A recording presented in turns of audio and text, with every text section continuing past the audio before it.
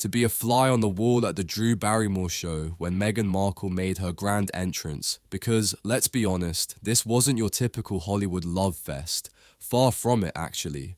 If we're to believe the reports, and who wouldn't, it sounds like a juicy mess.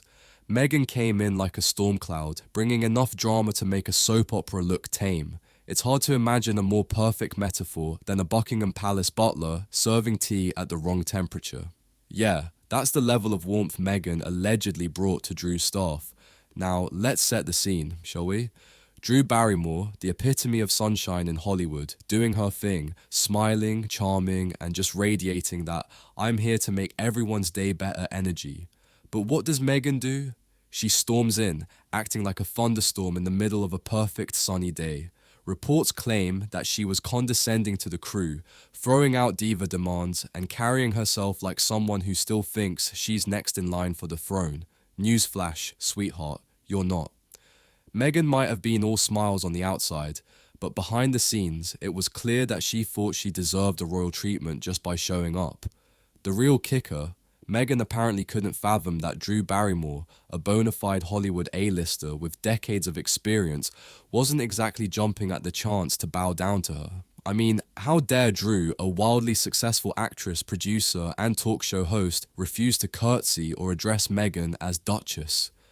Maybe Drew had the audacity to believe that your title doesn't automatically make you better than everyone else. Hard to imagine, right? But there it is, a reality check that Meghan's ego just couldn't handle. And, oh, speaking of titles, Meghan's latest rebrand attempt, because we all know she loves a good rebrand, is to ditch her last name, Markle, and go full Sussex.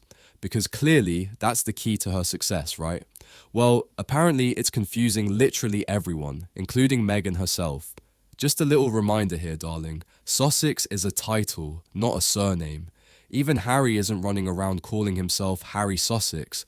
But Meghan, of course, isn't letting that tiny detail get in the way of her latest identity crisis.